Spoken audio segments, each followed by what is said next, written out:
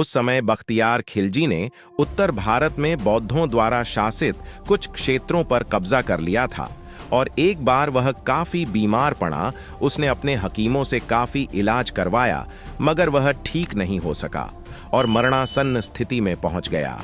तभी किसी ने उसको सलाह दी कि वह नालंदा विश्वविद्यालय के आयुर्वेद विभाग के प्रमुख आचार्य राहुल श्रीभद्र को दिखाए और इलाज करवाए, परंतु खिलजी इसके लिए तैयार नहीं था। उसे अपने हकीमों पर ज्यादा भरोसा था। वह यह मानने को तैयार नहीं था कि भारतीय वैद्य उसके हकीमों से ज्यादा ज्ञान रखते हैं या ज्यादा काबिल हो सकते हैं, लेकिन अपनी जान बचाने के लिए उसको नालंदा विश्वविद्यालय के आयुर्वेद विभाग के प्रमुख आचार्य राहुल श्रीभद्र को बुलवाना पड़ा।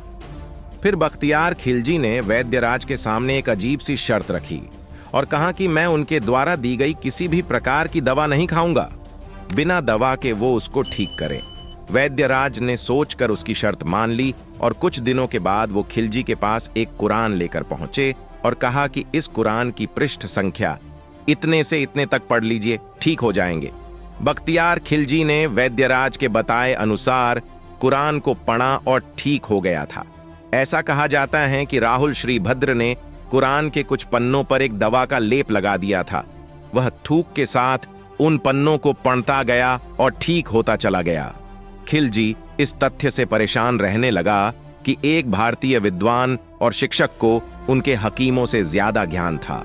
फिर उसने देश से ज्ञान, बौद्ध धर्म और आयुर्वेद की जड़ों को नष्ट करने का फैसला किया। परिणाम स्वरूप खिलजी ने नालंदा की महान पुस्तकालय में आग लगा दी और लगभग 9 मिलियन पांडुलिपियों को जला दिया। ऐसा कहा जाता है कि नालंदा विश्वविद्यालय में इतनी किताबें थीं कि वह 3 महीने तक जलती रहीं। इसके बाद खिलजी के आदेश पर तुर्की आक्रमणकारियों ने नालंदा के हजारों धार्मिक विद्वानों और भिक्षुओं की भी हत्या कर दी। तो दोस्तों सोचिए, अगर ऐसा नहीं हुआ होता तो आज भी हमारे पास कई तरह की दवाइयां, औषधि और उनसे जुड़ी जानकारियां किताबों के रूप में मौजूद होती। यहां वही बात सत्य हो गई कि भलाई का फल बुरा ही मिलता है।